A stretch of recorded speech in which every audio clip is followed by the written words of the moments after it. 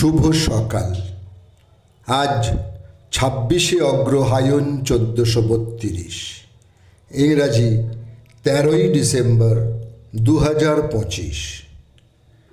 13ই December 1891 বাংলার নরসিংহীদের মাধবদীতে বর্তমান বাংলাদেশে জন্মগ্রহণ করেন সতীশচন্দ্র পাকড়াশি।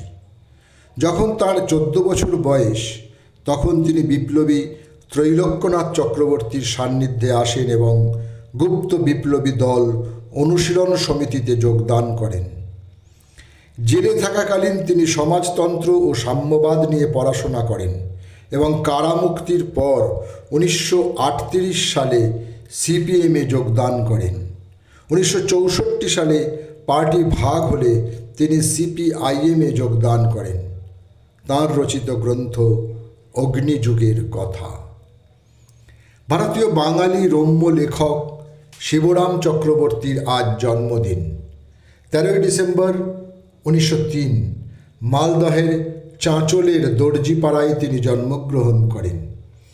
বিচিত্র জীবন ছিল তাঁর। রাজনীতি করেছেন, জেল খেটেছেন, রাস্তায় কাগজ ফেরি করেছেন, আবার সাংবাদিকতাও করেছেন। আজীবন মেষ জীবন যাপন করেছেন।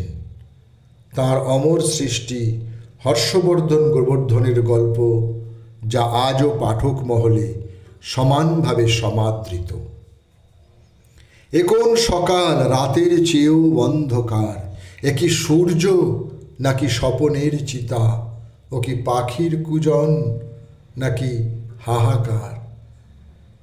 দিব্যি পুরনো এই বাংলা আধুনিক গান শুনে এখনকার ছেলেমেয়েরা আজও কাঁদে। গানটার রিমেকের শেষ নেই, কিন্তু কাউকে বলে দিতে হয় না এ গান আসলে কার। এ গানের সুরকার ও গীতিকার জটিলেশ্বর মুখোপাধ্যায়। আজ তাঁর জন্মদিন, সময়টা 1934।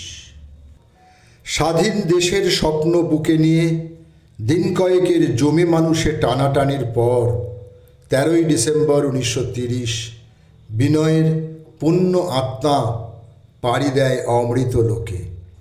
তিনি ছিলেন ভারতীয় উপমহাদেশের ব্রিটিশ বিরোধী স্বাধীনতা আন্দোলনের অন্যতম বাঙালি ব্যক্তিত্ব ও অগ্নিযুগের বিপ্লবী বিনয় বসু।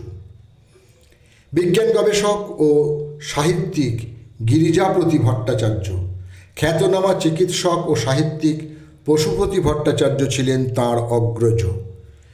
শিকার, সঙ্গীত, ফটোগ্রাফি এবং চিত্রাঙ্কনে যথেষ্ট আগ্রহ ছিল গিরিজাপতি ভট্টাচার্যের। 1981 13ই ডিসেম্বর 88 বছর বয়সে তিনি প্রয়াত হন। মন্থন, ভূমিকা, আক্রোশ, চক্র, চিদম্বরম, মির্চ মশালা ইত্যাদি চলচ্চিত্রের সফল অভিনেত্রী স্মিতা পাটিলের আজ মৃত্যুদিন। 13ই ডিসেম্বর 1986, তখন তাঁর বয়স মাত্র 31। শিশু জন্ম সংক্রান্ত জটিলতায় তাঁর মৃত্যু হয়। 1975 শ্যাম বেনেগালের সিনেমা চরণদাস চড়ে তাঁর আত্মপ্রকাশ। চলচ্চিত্র জীবনে অসামান্য অবদানের জন্য 1985-তে তিনি পদ্মশ্রী সম্মানে সম্মানিত হন।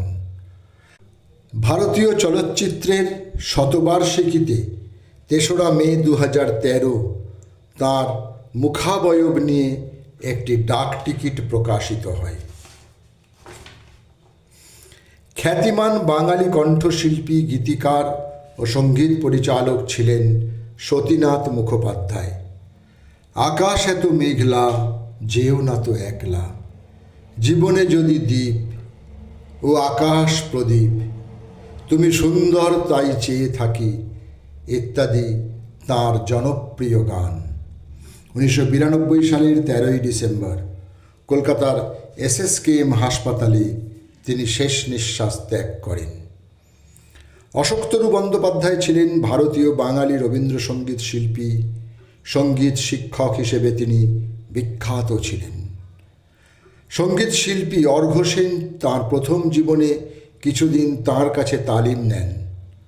ব্রাহ্ম পরিবারের সন্তান হওয়ার জন্য তিনি ব্রহ্মসঙ্গীতেও পারদর্শী ছিলেন। আজ এই মহান শিল্পীর মৃত্যুদিন।